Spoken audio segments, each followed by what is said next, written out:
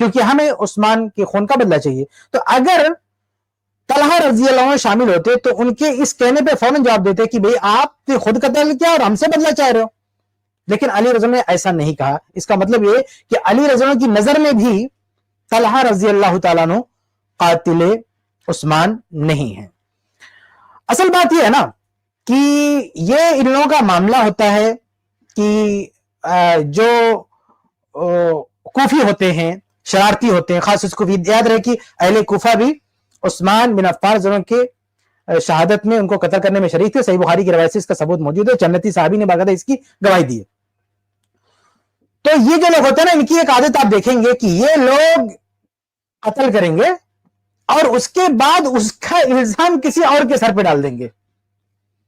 یہ بہت بدماشی ان لوگوں نے کی ہے, جو بنو امیہ کو بدنام کرنے کے لیے یا پھر یہ کہ صحابہ کرام کو بدنام کرنے کے لیے ان لوگوں نے ان کا ایک معمول بن چکا ہے کہ کسی جو اصل قاتل ہے اس کو چھپا کے کسی اور کو بطور قاتل سامنے پیش کر دیں گے. اہل بیت کو کہ جو اصل قاتلین ہیں ان کو پیچھے کر کے چھپا کے اور جو ان کے قاتل نہیں ان کا نام پیش کریں گے. اسی طرح سے صحابہ کرام کسی کو بدنام کرنا ہوگا, جو اصل قاتلین کو چھپانا, ان کی عادت آپ دیکھیں کہ یہ بنو امیہ کو بدنام کرنے کے لیے نالائقوں نے کتنا بڑا ہنگامہ کیا. کہ ایک تو یہ جیسے دیکھیے کہ طلحہ رضی اللہ تعالی عنہ کا قاتل کوئی اور ہے اور الزام لگا دیا مروان پہ. معاویہ رضی اللہ عنہ کا وہ ساتھی ہے اور ان پہ الزام لگا دیا. قاتل کوئی اور اس کو چھپا کے دوسرے کو جو ہے قاتل کے طور پر پیش کر دیا. اور پھر عثمان کا بھی دیکھیے, عثمان رضی اللہ تعالی عنہ شہید ہو گئے, قاتل کوئی اور قاتل کر دیا طلحہ کو. عجیب بات ہے. یعنی عثمان کا قاتل کون ہے؟ یہ مالک الاشتر ہے. سمجھ رہے, مالک الاشتر کوفی, یہ کوفہ کا سب سے بڑا دہشت گرد تھا.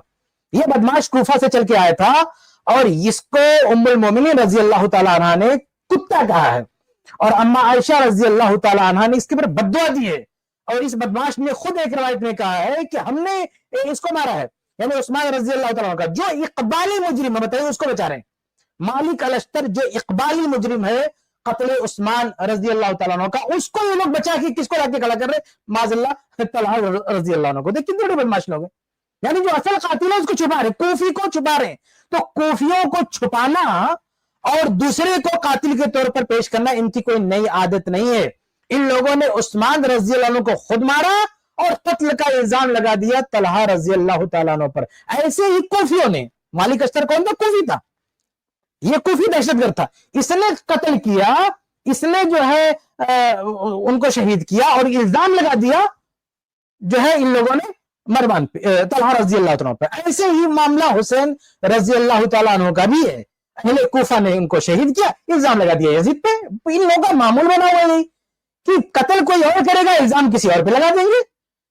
عثمان رضی اللہ عنہ کا قتل کرنے والا, ان کو شہید کرنے والا کوفی ہے, الزام لگا دیا طلحہ پہ. حسین رضی اللہ عنہ کو شہید کرنے والا کوفی ہے, الزام لگا دیا یزید پہ. بلکہ اس سے پہلے آپ دیکھیں اہل بیت میں سے جو سب سے بڑے شہید ہیں, جن کو اللہ کے نبی صلی اللہ علیہ وسلم نے سید الشہداء کہا ہے, حمزہ رضی اللہ تعالیٰ عنہ, ان کو شہید کسی اور نے کیا تھا. صحیح بخاری کی روایت موجود ہے کہ جبیر بن مطعم ان کے خاندان والوں نے بھیجا تھا اور وحشی کو ان کا غلام تھا, وہ ان کو جا کے جو ہے اس نے قتل کیا. اب اس کو ان لوگوں نے جھوٹ بول کے ڈو بھی ڈال دیا بنو امیہ کے کھاتے میں کہ انہوں نے مارا ہے حمزہ رضی اللہ عنہ کو. جو ہے ہند نے جو ہے ان کو اپنے غلام کو بھیجا اور نہ صرف یہ کہا کہ شہید کروایا, بلکہ یہاں تک جھوٹ بیان کر دیا کہ معاذ اللہ وہ کلیجہ چبائے. ساری باتیں جھوٹ, خرافات اور صحیح بخاری کی روایت کے خلاف ہے.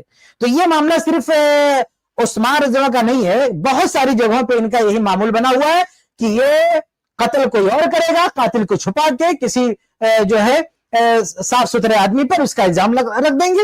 حمزہ رضی اللہ تعالیٰ عنہ کے قتل کا الزام بھی بنو امیہ پر ڈال دیا, عثمان رضی اللہ عنہ کے قتل کا الزام طلحہ پہ ڈال دیا, حسین رضی اللہ عنہ کے شہادت کا الزام یزید پہ ڈال دیا. یہ ان کی جو ہے پرانی عادت ہے اور ان سب کے پیچھے جو ہے خاص طور سے یہ جو کوفیوں کی حرکت ہے, یہ اپنے لوگوں کو بچانے کی جو ہے عادت ہے. اور اللہ تعالیٰ نے قرآن مجید میں جو کہا ہے نا کہ وَمَن يَكْسِبْ خَطِيئَةً أَوْ إِثْمًا ثُمَّ يَرْمِ بِهِ بَرِيًّا فَقَدِ احْتَمَلَ بُهْتَانًا وَإِثْمًا مُبِينًا, کہ جو آدمی کوئی غلطی کرے، گناہ کرے اور پھر کسی بری پر اس کی تہمت لاد دے، بہت بڑا بہتان، بہت بڑا گناہ کا کام کر رہا ہے. تو ایسے لوگ ہوتے ہیں کہ وہ غلطی کوئی اور کرتا ہے، الزام کسی اور پہ ڈال دیتے ہیں. تو یہ خاص طور سے اہل کوفہ کی یہ عادت رہی ہے، اس کو ہمیں سامنے رکھنا چاہیے، اس کو ہمیں سمجھنا چاہیے. جی جزاک اللہ خیر شیخ، بارک اللہ فی. تو دیکھا آپ نے کہ